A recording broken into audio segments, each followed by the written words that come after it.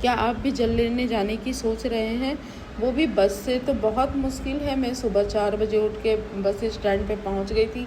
मुझे एक भी बस नहीं मिली वहां जाने के लिए। फिर जैसे तैसे 4 बजे से खड़े खड़े सुबह 7 बजे मुझे एक बस मिली, और वो भी उसने कहा कि कोई उम्मीद नहीं है वहाँ जाने की। वो जैसे ही हाईवे चढ़ा वहाँ से बंद कर दिया, और फिर हमें कर दिया एक गांव के रास्ते पे डाल दिया। बहुत ही गड्ढे भरा वाला ये रास्ता था। अब हम पहुँच गए नगीना। धामपुर से नगीना जैसे ही पहुँचे, वहाँ पे एंट्री करते ही हमें वहाँ से कर दिया गया वापस। जो बस में साउंड भी बज रहा था ना, उसका मूड इतना ख़राब हुआ कि उसने वो साउंड भी बंद कर दिया। जैसे तैसे हमने ये हाईवे पकड़ा है, और हाईवे को देख के ना इतनी खुशी हुई। साथ ही कुछ बस जा रही थी जिसमें ये कामर लगी देखी, तो मैंने सोचा अब तो मैं पहुंच ही जाऊंगी हरिद्वार। कुछ उम्मीद जगी। रास्ते में रुके, खाना वाना खाया, और मैं अकेली थी, बच्चे साथ में नहीं गए थे। गंगे मैया को मैंने हाथ जोड़ के इतना धन्यवाद दिया कि हे गंगे मैया, तुमने मुझे बुला लिया, मेरी ज़िंदगी सफल हो गई। क्योंकि बहुत मुश्किल है बस से आना, और मैं यहाँ पहुँची। यहाँ पहुँचते ही ना मुझे ये मिल गए हैं, और इनका चेहरा देख के मेरी जान में जान आई। क्योंकि मैं बहुत परेशान हो गई थी। सुबह 5 बजे से और शाम को मैं 5 बजे पहुँची हूँ। इतना लंबा सफ़र मेरा हो गया। और भोले भी बहुत आ रखे हैं। भोले देख के तो फिर सारी थकान उतर गई है। गुरु हमने घाट के पास का ही लिया है। 5-7 मिनट आराम किया। आरती का समय हो रहा था और हम चल दिए। यहाँ भोले शामली बड़ाव से आ रखे हैं, अपनी कांवर सजा रहे हैं। पुरानी कांवर भोले साथ में लेकर के आ रहे हैं, और नई कांवर लेंगे। यहाँ से ख़रीदारी भी भोले कर रहे हैं। अपना थोड़ा थोड़ा सामान खरीदने से ऐसे उनको अच्छा रहता है, क्योंकि कांवर आसानी से तैयार हो जाती है, वो भी उचित दाम में। कई भोले 10,000 तक की भी कांवर, जिसका जितना सामर्थ्य है, भोले उसी हिसाब से अपनी कांवर को ले जा रहे हैं। देखिए, जेब भी बहुत ज़रूरी है। अगर हमारी जेब सही नहीं, बजट अच्छा नहीं है, तो फिर उसी हिसाब से हमें अपना काम करना चाहिए। हम यहाँ पहुँच गए हैं सिद्ध धाम। इसी का इंतज़ार था। इतनी मुश्किल, इतनी तपस्या मैंने सही है। हे माँ गंगे, आपके चरणों में मेरा कोटि कोटि वंदन है, और मैं अपने पति के साथ आ गई हूँ। ये रास्ता भीमगौड़ा की तरफ, शांति कुंज की तरफ जाता है। यहाँ से भोले के लिए निःशुल्क भोजन की व्यवस्था रहती है। जैसे ही हम हर की पौड़ी की तरफ जाते हैं, तो हमें इस तरह से जल में अपने पैर धुलने होते हैं। मैंने भी धुल लिए। पैरों को जल में डुबाने के बाद ये माँ गंगे का मंदिर है। यहाँ पे मैंने प्रणाम किया है, और सारे मंदिर में मैंने अपनी हाजिरी दे दी है।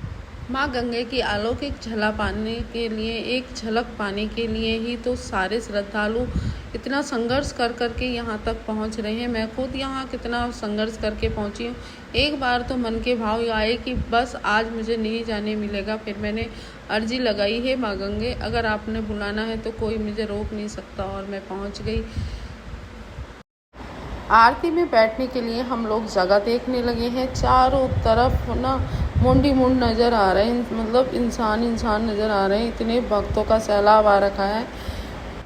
और पहुंचकर हम भी पूजा करवाने लग रहे हैं पंडित जी से, क्योंकि बाद में समय मिले या ना मिले, भीड़ बहुत ज़्यादा है। तो इन्होंने कहा फटाफट पूजा करवा ही लेते हैं। नाम है अपना, गोत्र क्या है, पत्नी का नाम, बच्चे का नाम, बोलो माँ गंगा सब परिवार सह कुटुंबस्य मम कार्य सिद्ध्यर्थम श्रुति श्रुति पुराणोक्त वेदोक्त फल प्राप्ति आयु आरोग्य धन वैभव यश लक्ष्मी प्राप्ति निमित्तार्थे दान पुण्य कितना दान करना हुआ। गंगा सब परिवार से गंगा पूजा स्वीकार करना, मनोकामना पूर्ण करना। दे दो अपने हाथ से दक्षिणा, दक्षिणा देके भी इसको गंगा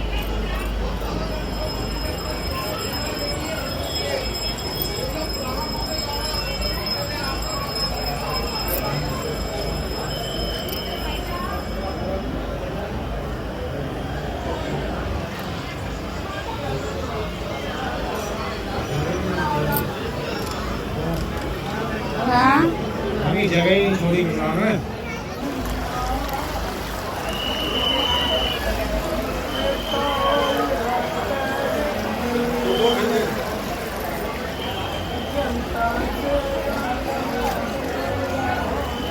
वाह वाह यही वो घड़ी और वो पल आ गया है जहाँ मैं निःशब्द हूँ, बिल्कुल भी मैं कुछ बोल नहीं पा रही हूँ। मेरी खुशी को देख सकते हैं आप मेरे चेहरे पे, और आप देखिए कितने सारे बोले हैं जो कि पूजा पाठ कर रहे हैं और अब इस समय जल उठाएंगे तारों की छाँव में, बिल्कुल एकदम सुहाने मौसम में अपनी अपनी कांवर रात भर लेकर के चलेंगे। सारे बोले की यही खुशी है। मेरे पास भी बोले बैठे हैं, वो कह रहे हैं हम रात भर में चलेंगे और दिन में आराम करेंगे, तब अपने गंतव्य तक पहुंच जाएंगे। आरती का माहौल हो रखा है और ये वाले जो सामने बोले हैं ना, ये भी अपनी कांवर सारे ग्रुप में आ रखे हैं और अभी के अभी उठाएंगे। खच्चा कच भीड़ है बोले, और बोले संभल कर नहाएं, संभल कर रहें और आप दर्शन कीजिए। बस इससे ज़्यादा मैं नहीं बोल पाऊँगी।